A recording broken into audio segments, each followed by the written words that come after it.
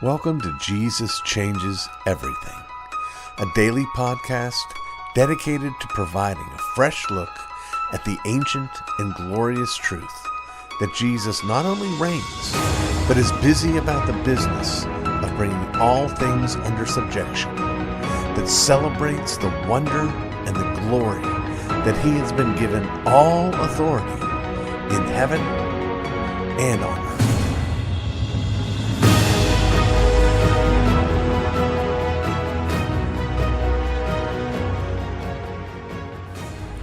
We come now to question 61 from the Westminster Shorter Catechism, and to yet another question asked with respect to the fourth commandment.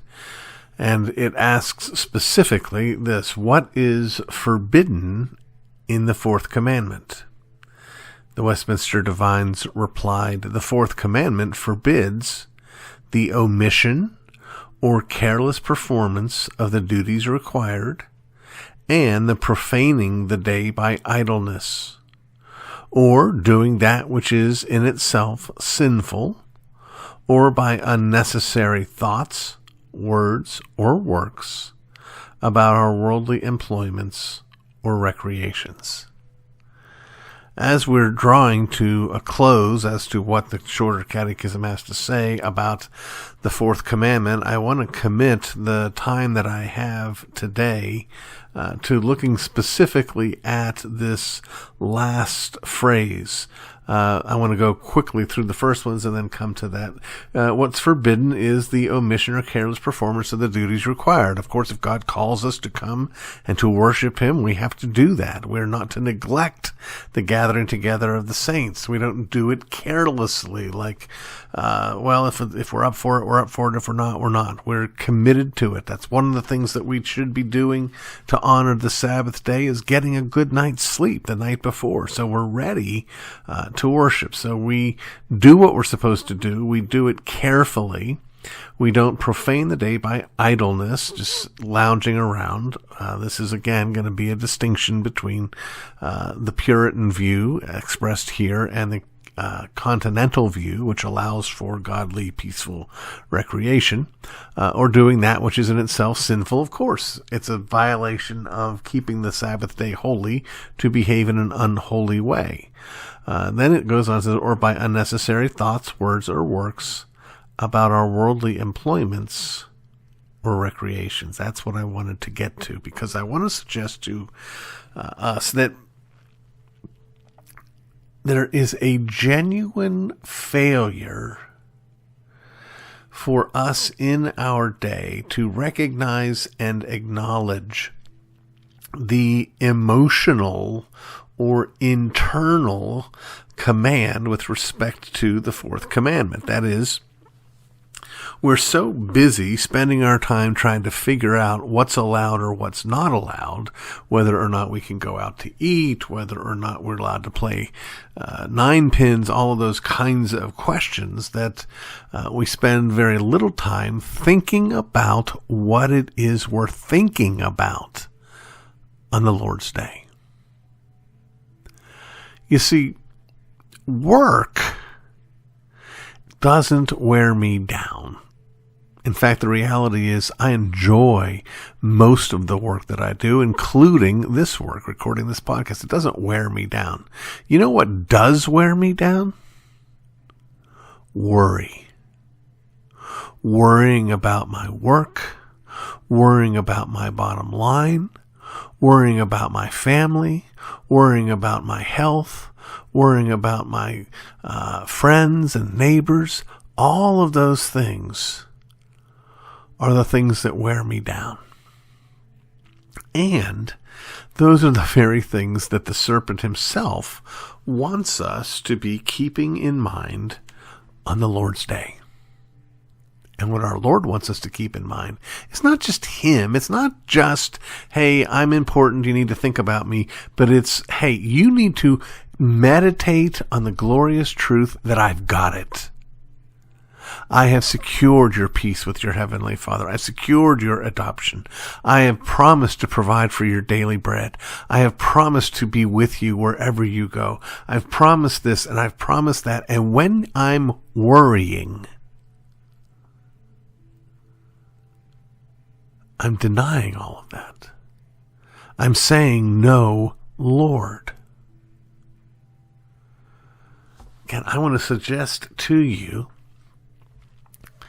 that the person who goes to their job on the Lord's Day and is there in peace and contentment, without fear and without worry, is better keeping this commandment than the person who is going from corporate worship to private worship to family worship to corporate worship to bed.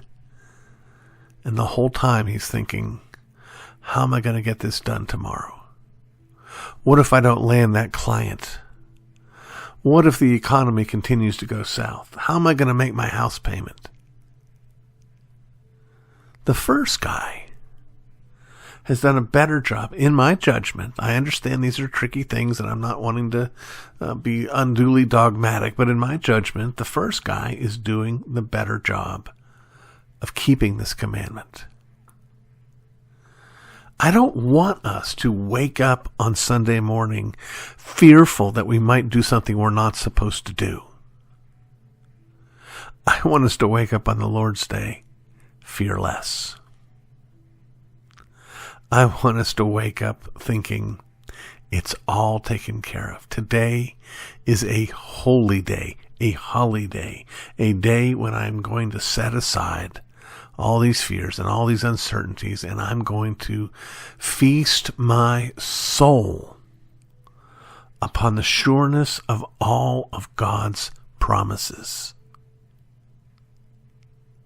I'm not going to be a sourpuss. I'm not going to be a worrywart. I'm going to be at peace.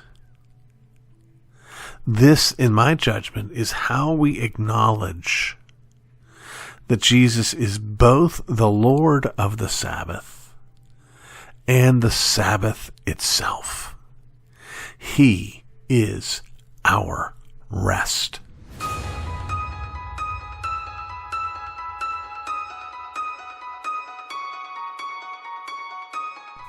I'm guessing there's really no need for me to tell you this, but I'm no expert on fundraising. I know precious little about it. And yet I continue to try to do it in large part because of this truth that I learned from my father. He said, no one will support an organization that doesn't believe enough in what it's doing to ask for support.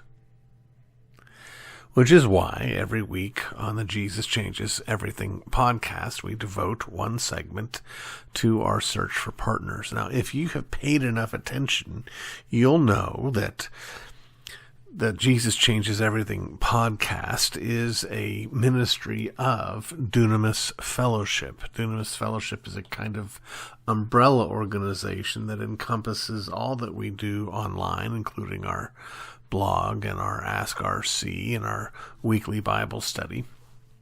But it's also an organization that has a big vision. If you've seen any of the videos that Lisa and I have made at San Giovanni, this property that we would love to purchase and to build on that property a church building and to start there as well a pastor's college, to start there as well a place of respite and encouragement for pastors dealing with burnout, depression, scandal, that kind of thing. We would love to see those things happen, but there's a difficult challenge in fundraising of getting from here to there, not only because it would take a lot of money, but because, well, people give, as a general rule, to those institutions that are established. We are a risk, Dunamis Fellowship. We've been around for a year and a half. We have, in that year and a half, faithfully, diligently put out this podcast every single weekday. But we are relatively young, and we're at this place where I'm not able to draw the least little bit of a salary from our work. I have to make a living doing other things that take up quite a bit of our time. So it's a very real sense in which step one, which is not at all sexy or exciting to anybody, is for us to get to the place where we have enough monthly partners that we know we can depend upon monthly income to put food on my family's table. And from there, we can grow to the place where we can start negotiating over this land and looking at potential styles of buildings and this and that. We have to get from here to there, and there are steps along the way. And one of those steps is enough regular support that we can plan on, and I can draw actual salary for what I'm doing. Now, I understand that there are lots of folks out there who are putting out podcasts, who are writing blogs, who are hosting Bible studies, and doing these things without pay.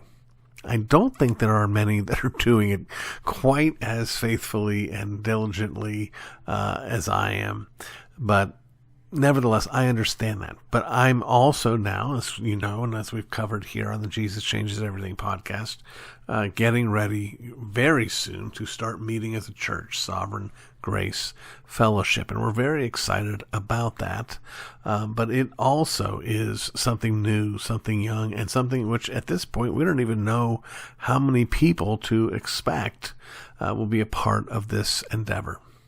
So, here's what I'm asking of you. Can you get excited about these things? Can you walk with us from where we are to where we want to be? If that's not something you're ready to do, can you walk with us to enable us to continue to do what we've been doing? That is, can you support the work of Dunamis Fellowship that's already going on? Can you walk with us in the planting of this church and be outside support? We don't have a church planting network that is giving us money to do this project. We're doing this on our own. So I'm asking those questions. I'm looking for that kind of support. And here's how you can maybe get a clear idea about whether or not you should be a part of this.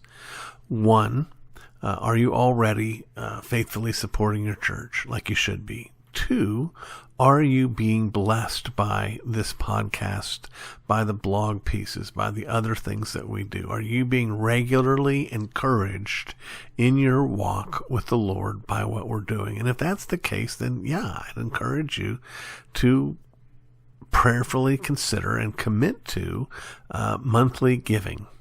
That's pretty much the criteria that I'm looking at, which is, of course, easy for me to say.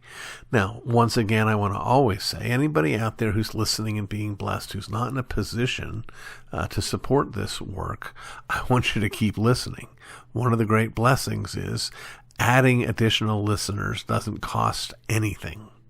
So please continue to listen. Now, if you are eager to give, ready to give, it's a very simple process. You simply need to go to rcsproulJR.com. And right there on the home page, there's the donate button. You click on that button. It walks you through the process. You can do a one-time gift there. You can set up a monthly gift there. I'm hoping you'll do that. Visit that spot, take a look at it, and see if you can walk with us and help us again get from where we are to where we want to go, to being used now, to being used even more in the years to come.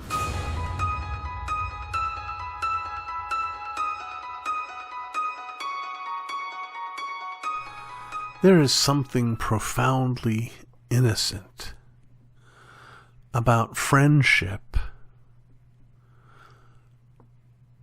in grade school. Friends in grade school are not choosy, not particular.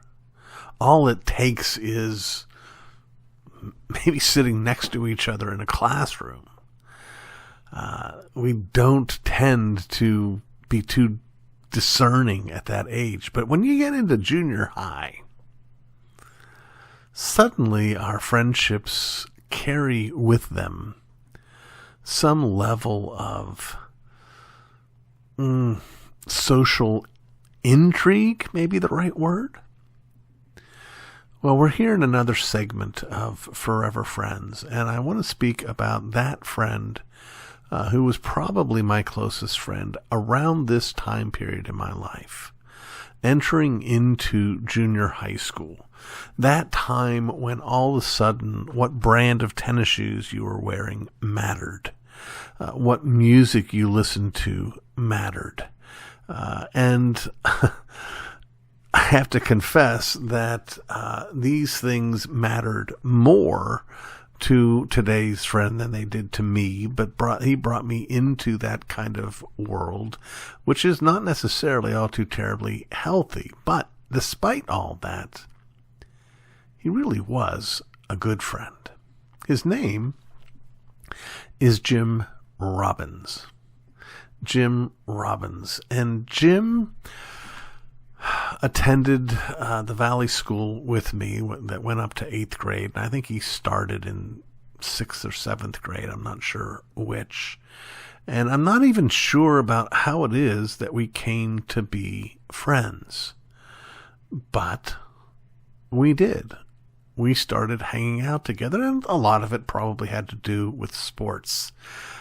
We spent a lot of time on our skateboards together. We used to drag out of his house old mattresses and practice our Fosbury flops, trying to learn how to do the high jump. And we used to, this is the kind of friend that you would stay up late and watch Saturday Night Live, and we went to the movies together. We had double dates and triple dates. In fact, 2 different times, Jim and I and another fellow had girlfriends that were all 3 close friends, 2 different sets of girls. Jim and I shared a love of the same music. In fact, we went to our first concert together, which was a Billy Joel concert, during his 52nd Street tour. And we had that kind of shared experience of learning these things together, of entering into a level of discernment with respect to taste. And we handled it, by the way, badly, like a lot of kids. We made fun of those who didn't share our own aesthetic. The poor soul that was a Barry Manilow fan instead of a Billy Joel fan. The poor soul who didn't wear Pumas or Adidas or Nikes, whose jeans were not Levi's and corduroys were not Levi's. I mean, it's just really embarrassing. But there is, as I'm saying, a corresponding closeness, a shared experience. Jim was much, much more handsome than me. And I'm sure you find that hard to no, it's not hard to believe. Jim was much more handsome than me, and very much smooth with the ladies. And interesting, we maintained our friendship up into college. After the 8th grade, we went our separate ways in terms of our schooling. But when we were not at school, we continued to spend time together. And Jim, which really surprised me, Jim came to embrace, at least for a time, a good, strong, healthy, libertarian mindset. He was sort of tracking on the same things that I was politically and economically. And we had the joy and the friend of talking about those things together. Jim, I know through LinkedIn, is a successful salesman. We haven't spoken, probably in 35 to 40 years. I'm going to try to get this segment to him, maybe through LinkedIn as well. But, one of the last times I talked to Jim, he was very patient with me. I think I've mentioned in other contexts that when I was in high school, I went through this pseudo-intellectual phase. I was sort of a pseudo-goth before there were goths, and wrote a lot of morbid poetry. And one of those poems that I wrote was about my friendship with Jim. And I called him long distance from Kansas and shared that poem with him, and he was gracious enough to listen.